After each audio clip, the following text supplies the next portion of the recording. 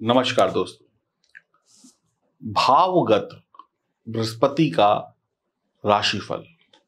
भावगत यानी कि आपकी राशि के लिए गोचर में देवगुरु बृहस्पति किस भाव में बैठे हैं, यानी किस खाने में बैठे हैं, और जब गुरु उदित हो जाएंगे अस्त अवस्था से 28 तारीख के बाद, उसके बाद से पूरे 12 महीने गुरु आपको क्या रिजल्ट देंगे।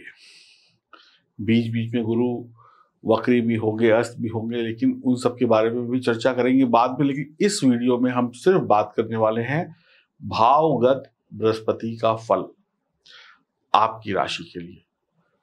पूरा वीडियो ध्यान से सुनिएगा, ध्यान से देखिएगा। केंद्र या त्रिकोण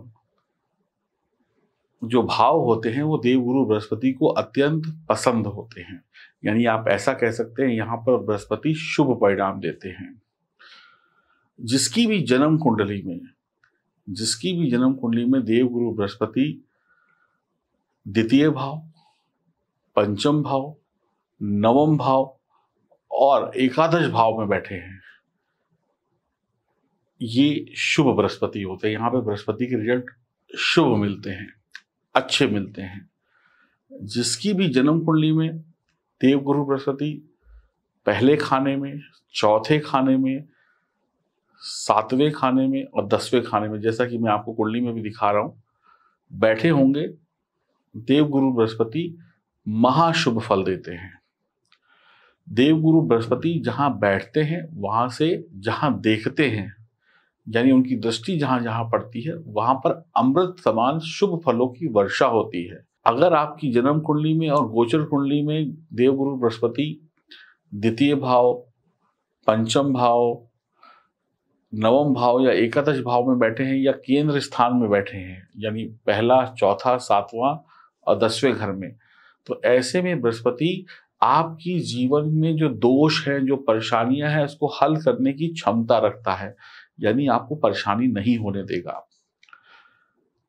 केंद्र और त्रिकोण में बृहस्पति की स्थिति बहुत ही अच्छी है, शुभ है और शानदार है। समाज में, जिस दुनिया में हम रहते हैं, वहां पर प्रशासन में जहां पर हम काम करते हैं, सरकार से जुड़े हैं, क्योंकि हम उत्तर प्रदेश में रहते हो या दिल्ली में रहते हो, हमको कौन चलाता है? सरकार। तो सरकार से लाभ, शासन प्रशासन से लाभ और समाज में लाभ, जिसमें हम जिन लोगों के बीच में हम उठते बैठते हैं, काम काज करते हैं, परिवार में लाभ। जो भी जातक या जातिका होते उसे धन, धान्य, ऐश्वर्य, कीर्ति, वैभव, संपत्ति, समृद्धि, सम्मान, संपदा, प्रतिष्ठा देवगुरु बृहस्पति देते हैं।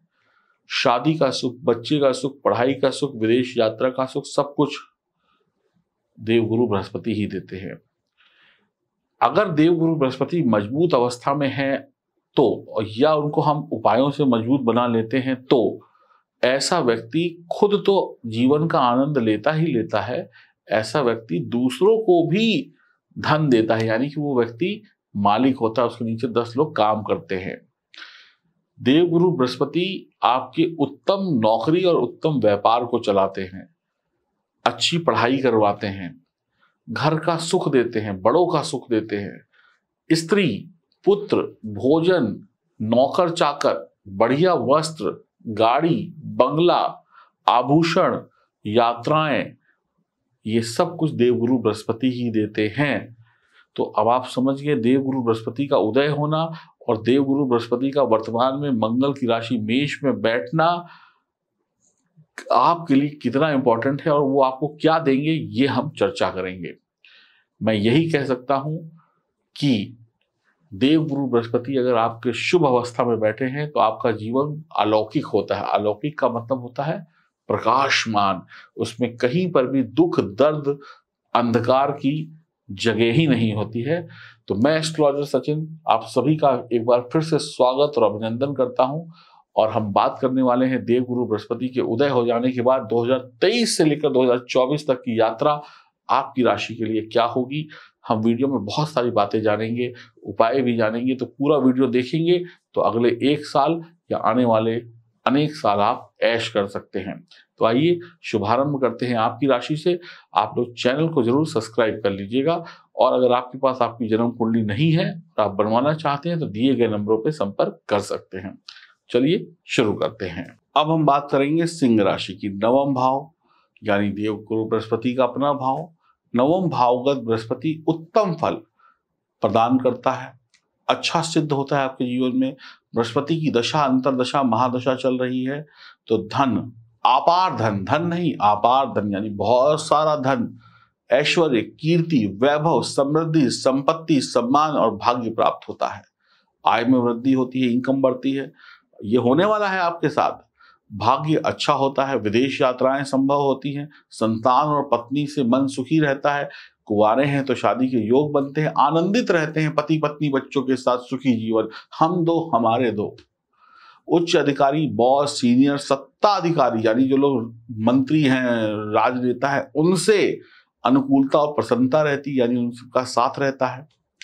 अपने नेता वेता जो होते हैं अपने शहर गली मोहल्ले के बड़े छोटे सबसे मन खुश, उत्साहित, आनंदित, हृदय ऐसे जैसे लड्डू फूट रहे हों।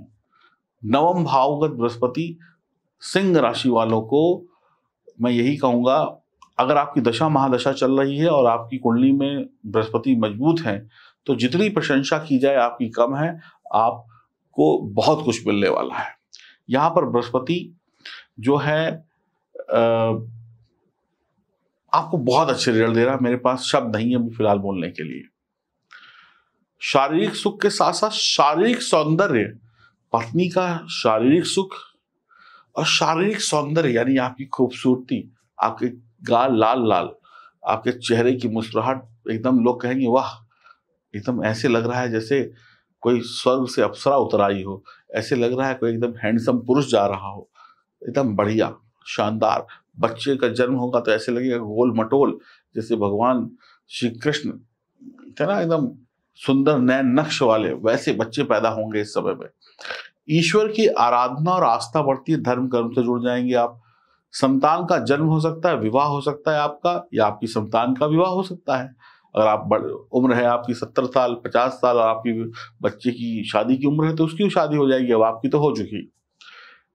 पिता का बिजनेस या नौकरी व्यापार चमकता है, पिता की सेहत अच्छी होती है, पिता को सुख मिलता है, अनुकूलता मिलती है, आपके पिता से बिगड़े हुए रिश्ते अच्छे होते हैं।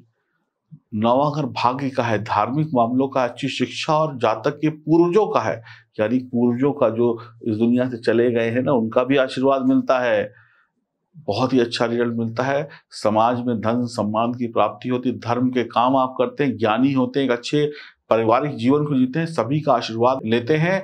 नवम भाव में बृहस्पति होने से समृद्ध और सफल जीवन सिंह राशि वालों का अगले 1 साल के लिए होने वाला है। लेकिन यहाँ पर तभी देवगुरु बृहस्पति अच्छे रिजल्ट देंगे जब देवगुरु बृहस्पति शुभ अवस्था में हो आपकी लग्न कुंडली में। तो आपको बहुत सारे अवसर भी मिलते हैं तीर्थ यात्रा पर जाने के लिए, जो कि बहुत ही अच्छे होते हैं। अगर आपकी जन्म कुंडली में बृहस्पति अशुभ है तो भगवान से विश्वास खत्म हो जाता है, नास्तिक हो जाता है ऐसा व्यक्ति, और धर्म से नफरत करने लगता है और धार्मिक गतिविधियों में शामिल होना पसंद नहीं करता। पिता का स्वास्थ्य भी चिंता का कारण बनता है और आदमी जीरो हो जाता है अगर उसका देवगुरु बृहस्पति खराब है, उसकी जड़ खराब है। तो भैया सिंह राशि वालों, मेरे प्रिय मित्रों और महिलाओं, पुरुष और महिलाओं दोनों, माताओं और बहनों, इससे अच्छा मौका नहीं मिलेगा। आपके स्वामी जो है राशि के सूर्य के मित्र भी हैं देवगुरु बृहस्पति, मंगल की राशि में है, वो भी बहुत अच्छे हैं। तो मैं कह रहा हूं, सुन लीजिए कान खोल के, अगर आपके देवगुरु बृहस्पति खराब अवस्था में आपकी जन्म कुंडली में बैठे हैं तो फिर इस अच्छे मौके से आप जाएंगे चूक, और अगर सही बैठे हैं तो आपको सब कुछ मिलेगा। तो अब आपको अगर या तो पता हो कि अच्छे हैं कि बुरे हैं, नहीं पता है, तो सबसे पहला काम आप ये करिएगा, ये जो फोन नंबर दिख रहे हैं इस पे फोन मिलाइए और अपनी जन्म कुंडली की जांच कराने के लिए अपॉइंटमेंट बुक कराइए और हम बताएंगे आपको सही उपाय। देखो, मेरा फायदा मत सोचिएगा कि मैं जन्म कुंडली देखूंगा तो मेरे को आपको फीस तो देनी पड़ेगी, फ्री में तो मैं देखूंगा नहीं। मेरी छोटी सी फीस, लेकिन उस फीस से जो आपका समस्या का समाधान होगा वो इतनी बड़ी होगी कि आप नहीं, आपके पूरे मोहल्ले में मुस्कुराहट फैल जाएगी आपकी वजह से। दुनिया आपको सलाम ठोकेगी। मेरा छोटा सा फायदा, आपका बड़ा फायदा। ठीक है जी। बाकी तो देखिए, ये दुनिया में सभी व्यापार कर रहे हैं, हम भी व्यापार कर रहे हैं। बस व्यापार में हमारे ईमानदारी है, इतना हम कहना चाहेंगे। तो अपनी अपॉइंटमेंट बुक करा लो। ये क्यों बोल रहा हूं? क्योंकि तुम्हारा फायदा ज्यादा है, क्योंकि तुम्हारा वक्त अच्छा है, और इस वक्त में अगर तुम्हारा ग्रह खराब हुआ तो फिर दुनिया लूट ले जाएगी और तुम बस बातें करते रह जाओगे। मिलाओ फोन और जन्म कुंडली की जांच कराओ। नमस्कार।